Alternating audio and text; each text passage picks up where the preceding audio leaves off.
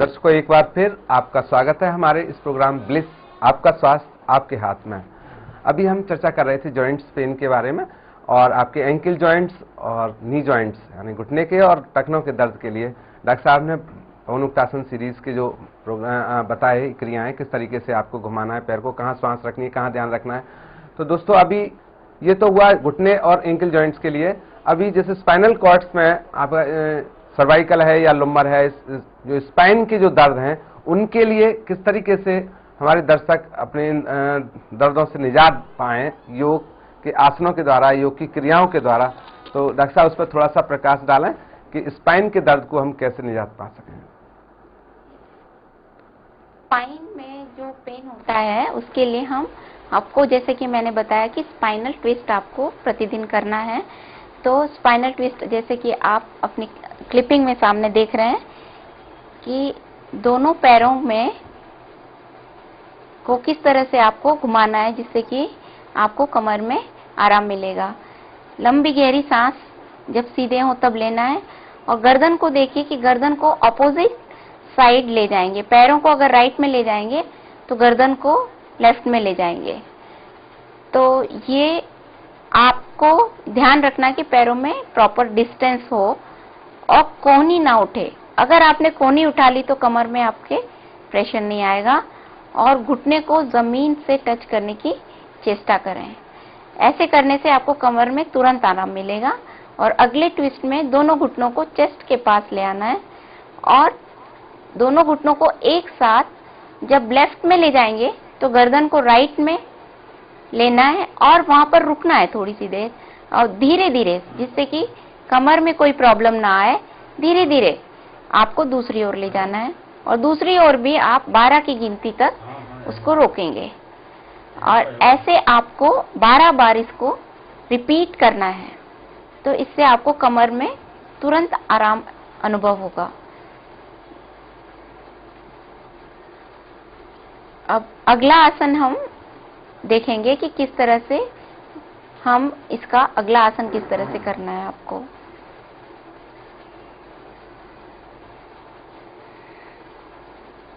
दर्शकों, अभी आपने देखा हमारी क्लिपिंग में कि किस तरीके से जो आपकी कमर के दर्द से छुटकारा दिलाने के लिए कौन सा आसन ये करना है।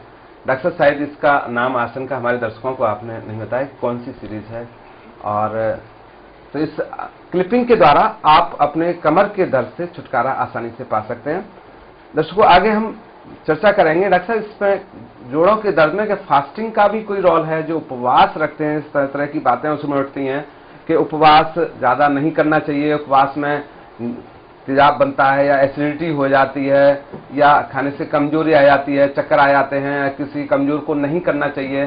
तो इस तरह का कोई क्या इसमें प्रावधान है उपवास का? थोड़ा फास्टिंग के बारे में, कमर के दर्द से रिलेटेड क्या इसमें जानकारी हमारे दर्शकों को दी जा सकती है? डॉक्टर साहब उसके बारे में हमारे दर्शकों को बताइए। जैसे कि हमने आपको बताया कि जब सूजन शरीर में आ जाती है तब हमारे शरीर के अंदर टॉक्सिन्स बढ़ जाते हैं। इससे पहले कि हम फास्टिंग के बारे में बताएं, एक बार हम आसनों की क्लिपिंग फिर से दिखा रहे हैं जो पीछे रह गई थी। आप इस तरह से आपको पेट के बल लेटकर हाथ, राइट हैंड को लेफ्ट लेग को एक साथ उठाना है और रोक कर रखना है कम से कम 12 सेकेंड तक। और ये ध्यान रखें कि गर्दन में अगर सर्वाइकल स्पॉन्डिलोसिस है तो गर्दन को ज्यादा ना उठाएं, कम उठाएं। अगर गर्दन में नहीं है स्पॉन्डिलोसिस तो आप गर्दन को ज्यादा उठा सकते हैं। और इसको 12 बार रिपीट करना है एक एक हाथ से। इससे स्पाइन में बड़ा आराम मिलता है। स्पाइन की दोनों तरफ जो लिगामेंट्स होती हैं वो उसमें इलास्टिसिटी आती है जिससे कि स्पाइन में लचीलापन आएगा। अब दोनों हाथों को, दोनों पैरों को एक साथ इस तरह से उठाएं और बैलेंस करने की कोशिश करें। कान के पास हाथ होने हैं, दृष्टि हाथ की उंगलियों पर, और सांस को जितनी देर रोक सकें रोकें। फिर उसके बाद नॉर्मल ब्रीदिंग करते हुए नीचे ले आइएगा। इस तरह से आपको मात्र 3 बार करना है। इसको विपरीत नौकासन भी कहा जाता है। तो स्पाइन में सर्कुलेशन बढ़ेगा और आपका पूरा नर्वस सिस्टम फ्रेश होगा और दिन भर आपको स्पाइन में रिलैक्सेशन का अनुभव होगा।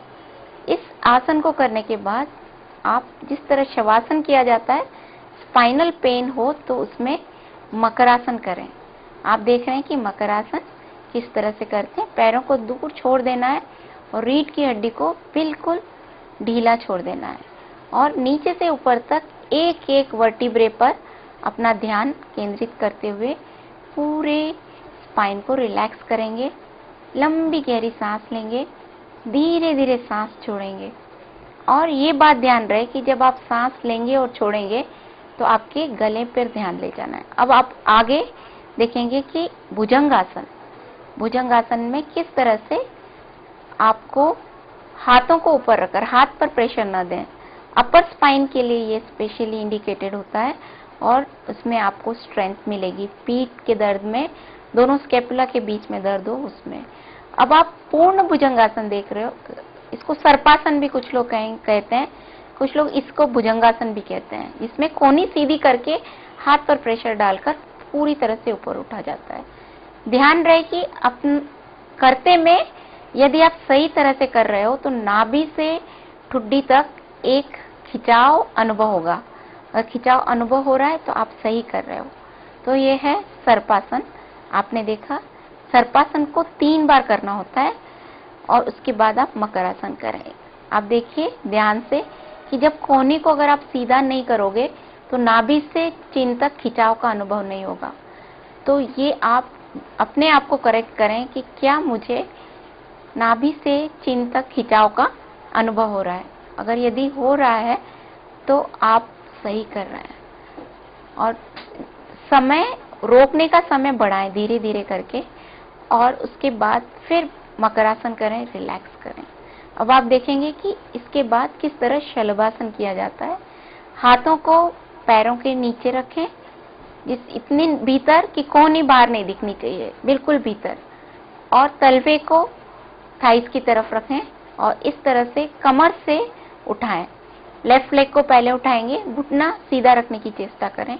शलभ की तरह से, लोकस्ट की तरह से ये पोज है, इसीलिए इसका नाम शलभासन है। इसी तरह से आप धीरे धीरे सांस लेते हुए कमर से उठाओगे। इसमें नितंब की मसल्स को टाइट करके रखना है जिससे कि इसका इफेक्ट कमर पर पड़े। और लेफ्ट फिर राइट, इस तरह 12 बार आप इसको रिपीट करोगे शलभ आसन को। और ये शलभ आसन करने से आपके कमर में और पीछे जो हैमस्ट्रिंग मसल्स हैं उसमें स्ट्रेंथ मिलेगी और इस शलभ आसन से आपकी एड़ी और घुटने के दर्द में भी आपको आराम मिलेगा। अब आप देखेंगे कि पूर्ण शलभ आसन किस तरह से किया जाता है। यदि आप किसी को हृदय रोग है, ब्लड प्रेशर है, तो आप इसको अवॉइड करिए कि आप पूर्ण शलभ आसन ना करें। अन्यथा आप पूर्ण शलभ आसन आप कर सकते हो। धीरे धीरे आपको 3 बार इस आसन को करना है। अब आप देख रहे हैं धनुरासन। धनुरासन में दोनों घुटनों को इस तरह से मोड़ेंगे और हाथों से इस तरह से पैरों को पकड़ लेंगे। देखिए धनुरासन करना बड़ा आसान है अगर आप सही तरह से करें। देखिए कोहनी बिल्कुल सीधी होनी चाहिए। पैरों को अपनी तरफ खींचोगे तो आसन कभी भी सही नहीं होगा। पैरों को पीछे की ओर ढकेलें और धीरे से थाइस को उठा लें इस तरह से। और धनुरासन करने के बाद आपको, जैसे आपको अगर अच्छी तरह से धनुरासन करना आ जाए तो धनुरासन में रोलिंग करें। धनुरासन के रोलिंग करने से पूरे स्पाइन में अद्भुत रूप से सर्कुलेशन बढ़ता है और आपकी स्पाइन इतनी हेल्दी होगी कि दिन भर में आपको पता भी नहीं चलेगा कि आप स्पाइन की प्रॉब्लम से कभी ग्रसित थे। लेकिन तुरंत नहीं करना है, आपको कुछ दिन की प्रैक्टिस के बाद ही इस रोलिंग को आप कंटिन्यू करें। दर्शकों, अभी आपने देखा होगा किस तरीके से डॉक्टर साहब ने सर्पासन, भुजंगासन या दाहिना हाथ पैर और बायां पैर और बायां हाथ दाहिना पैर उठा करके और पूर्ण भुजंगासन के द्वारा, अर्धशलभासन और पूर्ण शलभासन के द्वारा किस तरीके से हम अपने स्पाइन के दर्द को दूर कर सकते हैं, इनसे निजात दिला सकते हैं, ले सकते हैं। दर्शकों, अभी समय हो चला एक छोटे से ब्रेक का। ब्रेक के बाद हम आपको बताएंगे कि उपवास का इसमें क्या रोल रहता है, किस तरीके से हम उपवास के द्वारा और जोड़ों के दर्द को ठीक कर सकते हैं। है ना। इसके लिए आप देखते रहिए हमारा प्रोग्राम, प्लीज। आपका स्वास्थ्य आपके हाथ में।